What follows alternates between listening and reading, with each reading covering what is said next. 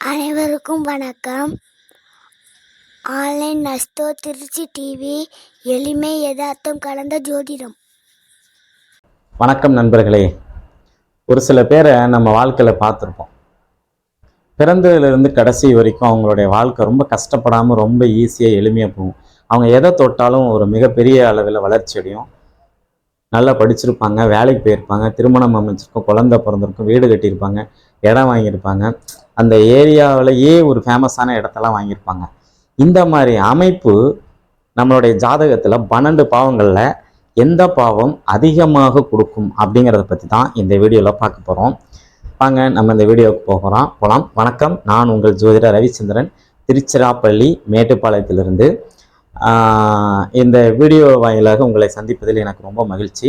நம்மகிட்ட கன்சல்ட் ஆன்லைனில் ஜாதகம் பார்க்கணும்னு நினைக்கிறவங்க 1010 ரூபா கட்டணம். இந்தியாவை சேர்ந்தவர்களாக இருந்தால் 1010 ரூபா கட்டணத்திலும், வெளிநாடுகளை சேர்ந்தவர்கள், வெளிநாடுகளை எந்த நாடாக இருந்தாலும் சரி சேர்ந்தவராக இருந்தால் 3000 ரூபாய் கட்டணத்திலும் கட்டாயம் நம்மகிட்ட ஜாதகம் ப்ரெடிக்ஷன் நீங்கள் பார்த்துக்கலாம். சரிங்களா? நீங்கள் மேக்ஸிமம் ஃபோன் பண்ண வேணாம், மெசேஜ் பண்ணால் போதும். மெசேஜ்லேயே உங்களுக்கு நான் எல்லா பதிலும் கொடுத்துருவேன். ஓகே, இப்போ நம்ம இந்த ஒரு தலைப்பு சொன்னோம் பார்த்தீங்களா? ரொம்ப வாழ்க்கையில் எதை எடுத்தாலும் தொட்டது தொடங்குது, வளர்ச்சி அடையுது, மிகப்பெரிய ஒரு இடத்துக்கு போகிறாங்க, வாழ்க்கையில் உயரமான இடத்துக்கு போயிட்டே இருக்கிறாங்க, எந்த வித பாதிப்பும் இல்லை, ஒரு பெரிய அளவில் எந்த பிரச்சனையும் இல்லாமல் டெவலப் ஆகியே இருக்கிறாங்க பார்த்தீங்களா? இவங்களுக்கு எந்த கிரகங்கள் எந்த பாவம் வேலை செய்யும்னா 9ஆம் பாவம் வேலை செய்யும். சரி, நல்லா கவனிங்க. இவங்க லக்னத்திற்கு 9ஆம் அதிபதி. இப்போ ஒரு உதாரணத்துக்கு மேச லக்னத்தில் ஒருத்தர் பிறக்கிறாருன்னு வைங்க. இவங்களுக்கு லக்னத்திற்கு 9ஆம் அதிபதி யாருங்க சார்? குரு. இந்த குரு தனுசு வீட்டில் ஆட்சி பெறாருன்னு வைங்க. தனுசு வீட்டில் ஆட்சி பெறாருன்னு வைங்க.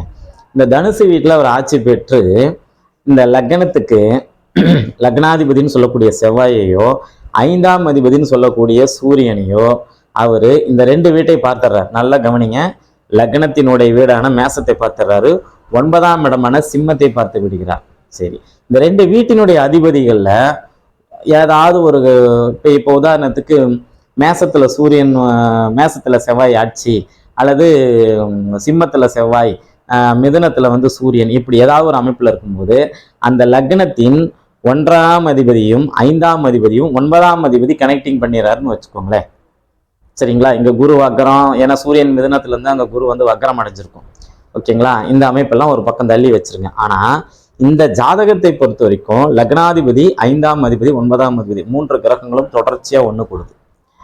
அப்போது இந்த 3 கிரகங்களும் நம்மளுடைய ஜாதகத்தில் ஒரு இடத்துல குமியும் போது 3 கிரகமும் 2 கிரகம், அதாவது 1ஆம் அதிபதி 5ஆம் அதிபதி 9ஆம் அதிபதி பார்க்கும்போது கட்டாயம் இது மிகப்பெரிய ஒரு ராஜயோகத்தை ஜாதகத்துக்கு செஞ்சிட்டு இருக்குது. இது நம்ம உதாரண ஜாதகத்தில் இதை பார்த்துருக்கோம்.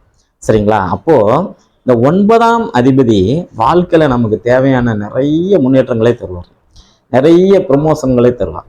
சரிங்களா? இந்த மாதிரி அமைஞ்சிருக்கும். 2வது, 9ஆம் இடத்துல அஷ்டமாதிபதி கிரகமே 9ஆம் இடத்துல உட்கார்ந்துருந்தாலுமே கூட அந்த கிரகம் ஒரு பெரிய தோஷத்தை செய்யாது. இன்னும் இடம் விட்டு இடம் நகர்த்தலாம், அந்த மாதிரி சின்ன சின்ன வேலையை செய்யலாம், தவிர ஒரு மிகப்பெரிய ஒரு தோஷத்தை செய்வது இல்லை அப்படின்னு ஒரு பாயிண்ட் இருக்கு. சரி, இந்த 9ஆம் அதிபதி இந்த 12 லக்னங்களுக்குமே ஒரு நல்ல இடத்துல மட்டும் இருந்துட்டா இந்த 9ஆம் அதிபதியுடைய தசை ஒரு மிகப்பெரிய ராஜயோகத்தை நம்ம அத்தனை பேருக்கும் கட்டாயம் கொடுத்துருது. சரி, அது எப்படி இருந்தால், எங்கே இருந்தால், என்ன அமைப்புன்னு சொல்லி பார்க்கலாம். முதல்ல நம்ம மேச லக்னத்துக்கு 9ஆம் அதிபதி எங்கே இருந்தால் என்ன யோக பலன் கொடுக்கும், எங்கே இருந்தால் நன்மை, அது யோக பலன் கொடுக்க, எங்கே இருந்தால் நன்மைன்னு பார்க்கலாம். ஃபஸ்ட்டு 9ஆம் இடத்துல ஆட்சி பலம் பெற்று இருப்பது நன்மை. இங்கே வக்ரம் அடையக்கூடாது. ஏன்னா நம்ம லக்னத்துக்குன்னு தனித்தனியாக எடுக்கும்போது கரெக்டாக சொல்லணும். ஓகேங்களா? இப்போதான் மேச லக்னத்துக்கு உதாரணத்துக்கு 9ஆம் இடத்துல குரு வக்கரம்னு சொன்னேன். ஆனால் அது 3 கனெக்டிங்காக நான் சொன்ன உதாரணம்.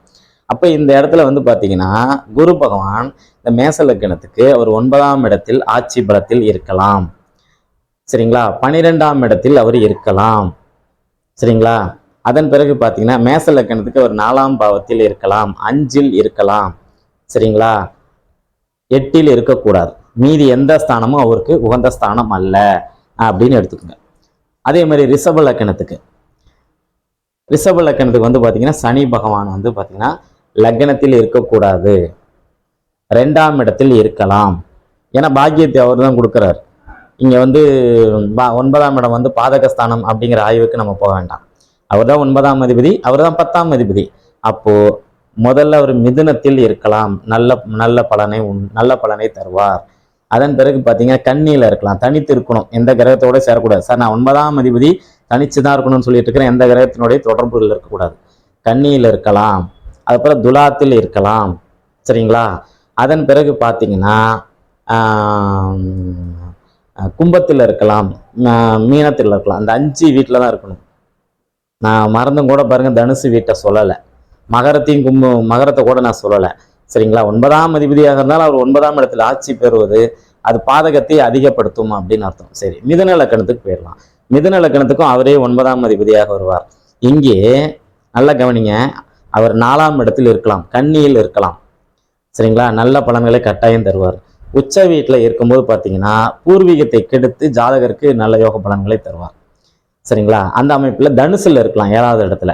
இந்த கேந்திராதிபதி தோஷம் இங்கே அடிபட்டு போகும், திக்பலம் பெறுகிறார். அந்த அமைப்பில் இந்த வீட்டில் இருக்கும்போது நல்ல பலன் உண்டு அப்படின்னு அர்த்தம். சரி, அதன் பிறகு பார்த்தீங்கன்னா 8ஆம் இடத்தில் இருக்கலாம், ஆட்சி பெற்று. 9ஆம் இடத்துல தான் இருக்கக்கூடாது. 8ஆம் இடத்துல இருக்கும்போது பாக்கியத்தை நல்லா தருவார், வாழ்நாள் முழுக்க ஒரு கஷ்டம் இல்லாத ஒரு வாழ்க்கையை தருவார். சரி, அதன் பிறகு பார்த்தீங்கன்னா 10ஆம் இடத்தில் கண்டிப்பாக இருக்கலாம், சரிங்களா. 12ஆம் இடத்தில் நிச்சயமாக எடுக்கலாம் அப்படின்னு அர்த்தம். இங்கெல்லாம் இருக்கும்போது யோகத்தை செய்வார். சரி, அதன் பிறகு கடக லக்னத்துக்கு 9ஆம் அதிபதி எங்கு இருந்தால் யோகம் செய்வார் அப்படின்னு பார்க்கலாம். கடக லக்னத்துக்கு 9ஆம் அதிபதி யாருங்க சார்? நம்மளுடைய குரு பகவான், சரிங்களா. அவர் 9ஆம் இடத்துலயே ஆட்சி பெறலாம், நல்ல பலன், சரிங்களா. 10ஆம் இடத்துல மேசத்துல நிச்சயமாக இருக்கலாம், ஒன்றும் பாதிப்பு கிடையாது, சரிங்களா. அதன் பிறகு 2ஆம் இடத்துல சிம்மத்தில் இருக்கலாம். 2ஆம் இடமான சிம்மத்தில் இருக்கும்போது நல்ல பலன் உண்டு. விருச்சிக ராசியில இருக்கலாம். அதே மாதிரி பார்த்தீங்கன்னா 6ஆம் இடத்தில் தனுசுல வந்து குரு ஆட்சி பெறுவது கொஞ்சம் நல்லா இல்லை, ஆனாலும் பரவாயில்ல, அப்படி ஒரு பெரிய ஒரு கெடுபலன் கிடையாது அப்படிங்கிற அமைப்புல இந்த வீட்டில் இருக்கும்போதெல்லாம் கொஞ்சம் யோக பலன்களை தருவார். சிம்ம லக்னம், சிம்ம லக்னத்துக்கு 9ஆம் அதிபதி வந்து பார்த்தீங்கன்னா செவ்வாய். சரி, இங்க நல்லா கவனிங்க, இந்த சிம்ம லக்னத்துக்கு செவ்வாய் லக்னத்துல இருந்தா யோகம், கோபக்காரராக இருப்பார். ஆனால் அந்த கோபத்தில் ஒரு ராயல்ட்டி இருக்கும், உங்க ஒரு நீதி இருக்கும், நல்லதுக்காக கோபப்படுவார் அப்படின்னு அர்த்தம். சரி, அவரே 4ஆம் இடத்துல இருக்கலாம். இங்க திக்பலம் இழக்கிறார் அப்படிங்கிற ஒரு ஆய்வுக்கெல்லாம் நம்ம போக வேண்டாம். செவ்வாய் 4ஆம் இடத்துல 9ஆம் அதிபதி ஆகி 4ஆம் இடத்துல இருப்பது நல்லது தான், சரிங்களா. அதன் பிறகு 5ஆம் இடத்துல இங்க வந்து பாத்தீங்கன்னா இந்த பூர்வீகம் சம்பந்தப்பட்ட விஷயத்துல ஒரு சின்ன குழப்பங்களை உண்டு பண்ணி குலதெய்வத்தை மாத்தி கும்பிட வச்சு இங்கேயும் யோகத்தை தருவார். சரி, அதன் பிறகு பார்த்தீங்கன்னா நம்மளுடைய 9ஆம் இடத்துல அவர் வந்து ஆட்சி பெறுவது நல்லது அல்ல. அப்பா இருப்பார் அப்படிங்கிற ஒரு அமைப்பு உண்டு, ஆனா நான் சொல்ற வாழ்நாள் முழுக்க ஒரு நல்ல யோக பலன்களை கொடுக்கக்கூடிய ஒரு தன்மை இங்க அவருக்கு வந்து இருக்காது அப்படின்னு சொல்லலாம். 12ஆம் இடத்தில் நீச்சம் அடைந்தால் கூட பரவாயில்ல, அப்படி ஒரு பெரிய தோஷம் இல்லை. ரிஷப வீடான அந்த வீட்டில் 10ஆம் இடத்துல கூட இருக்கலாம், நல்லா புரிஞ்சுங்க. ரிஷபத்துல கூட செவ்வாய் இருக்கலாம், ஒரு பெரிய ஒரு பாதகத்தை செய்ய மாட்டார் அப்படிங்கிற ஒரு அமைப்புல. கன்னி லக்னத்துக்கு 9ஆம் அதிபதி சுக்கிரன், நல்ல கவனிங்க. 9ஆம் இடத்துல ஆட்சி பெறலாம், நல்ல யோகம். 10ஆம் இடத்துல இருக்கலாம், நல்ல யோகம். 11ஆம் இடமும் 12ஆம் இடமும் வேண்டாம், சரிங்களா. அதே மாதிரி லக்னத்தில் நீச்சமா இருந்தாலும் பரவாயில்லை, யோகம். 2ஆம் இடத்துல இருந்தால் மூலத்திரிகோணத்தோட பலம், நல்ல அமைப்பு, யோகத்தை தருவார். 4ஆம் இடத்துல இருக்க வேண்டாம், ஏன்னா அது கேந்திராதிபதி தோஷம், அவர் தனிச்சிருக்கும்போது அங்க சிக்கல். 5ஆம் இடத்தில் தாராளமாக இருக்கலாம், 6ஆம் இடத்தில் வேண்டாம், கடன் நோய் எதிரி இதெல்லாம் வளர்த்து விட்டுருவாரு. 7ஆம் இடத்தில் உச்சம் பெறுவார், இதுவும் நல்லது அல்ல, கவனிங்க, இதுவும் நல்லதல்ல அப்படிமா. அப்ப ரிஷபத்துல 9ஆம் இடத்துல ஆட்சி பலம் பெறுவது நல்லது அப்படின்னு அர்த்தம். துலாம் லக்னத்துக்கு 9ஆம் அதிபதினு சொல்லக்கூடியவர் புதன். இவரு லக்னத்திலேயே திக்பலம் பெறலாம், நல்ல அமைப்பு, நல்ல யோக பலன்களை தருவார். அந்த 9ஆம் அதிபதி திசை புத்தி வரும்போது வேற கிரகத்தினுடைய திசையில வந்து 9ஆம் அதிபதி புத்தி வரும்போது மிகப்பெரிய ஒரு நல்ல யோகத்தை தருவார். வாழ்க்கையில பல முன்னேற்றங்களையும் வெற்றிகளையும் கண்டிப்பாக தருவார். சரி, துலாம் லக்னத்துல இருக்கலாம் திக்பலம். அதன் பிறகு பார்த்தீங்கன்னா அவர் 4ஆம் இடத்துலையும் 5ஆம் இடத்துலையும் இருக்கலாம், இதுவும் ஓரளவு நல்ல பலனை தரும். 6ஆம் இடத்துல இருக்க வேண்டாம். அதன் பிறகு பார்த்தீங்கன்னா 8ஆம் இடத்துல இருக்கிற கூட நல்லது. புதன் 8ல இருந்தால் ஆயுள் அதிகமாகும், நல்ல ஒரு பலனை தரும். 9ஆம் இடத்தில் நிச்சயமாக இருக்கலாம். 9ஆம் அதிபதி 9ஆம் இடத்துல இருப்பது ரொம்ப நல்லது. இந்த துலாம் லக்னத்துக்கு சிம்மத்துல புதன் இருக்கக்கூடாது.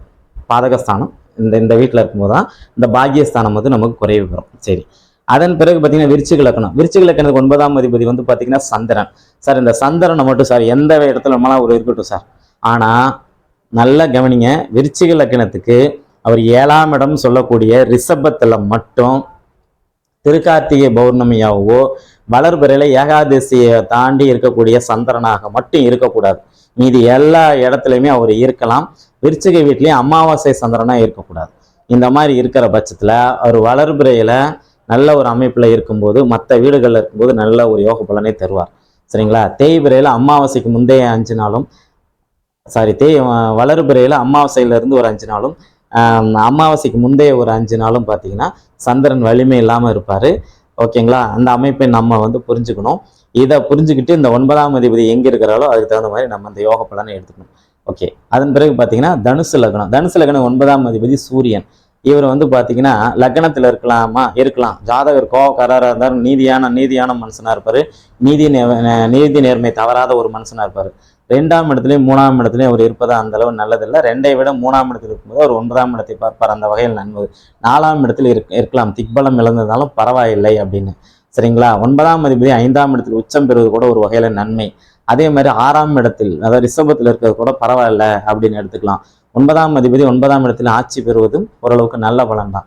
9ஆம் அதிபதி 12ஆம் இடத்துல விருச்சிகத்தில் இருக்கக்கூடியதும் ஓரளவுக்கு நல்ல பலனை செய்யும். சரி, மகர லக்னத்துக்கு 9ஆம் அதிபதி அப்படின்னு பார்த்தீங்கன்னா புதன்.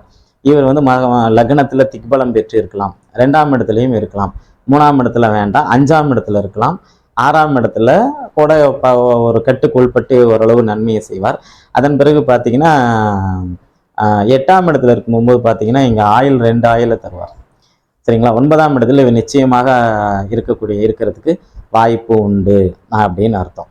சரி, அதன் பிறகு பார்த்தீங்க அப்படின்னா 10ஆம் இடத்துலையும் அவர் வந்து இருக்கலாம் அப்படின்னு சொல்லலாம். 12ஆம் இடம் தனுசுல கூட இருக்கலாம், திக்பலத்துக்கு கிட்ட இருக்கிறார் அப்படிங்கிற அமைப்புல நல்ல ஒரு பலனை கட்டாயம் தருவார். சரி, அப்புறம் கும்பலக்கணம். கும்பலக்கணத்துக்கு 9ஆம் அதிபதி சுக்கிரன். கும்பலக்கணத்துக்கு 2ஆம் இடத்துல உச்சம் பெறுவதும் லக்னத்தில் இருப்பதும் நல்ல யோக பலன்களை தரும். 4ஆம் இடத்துல திக்பலம் பெறுவது மிகப்பெரிய ராஜயோகங்களை தரும். 5ஆம் இடத்தில் மிதுனத்தில் இருப்பதும் ஒரு நல்ல யோகங்களை கட்டாயமாக தரும். அவர் 6ஆம் இடத்துலையும் 7ஆம் இடத்துலையும் இருக்கவே கூடாது. 8ஆம் இடத்துல இருந்துட்டா கூட தப்பு இல்லை.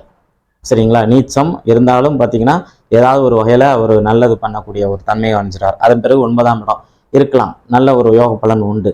அதன் பிறகு பார்த்தீங்கன்னா லக்னத்துக்கு 12ஆம் இடத்துல ஒரு இருக்கலாம், மிகப்பெரிய ராஜயோகத்தை தருவார்.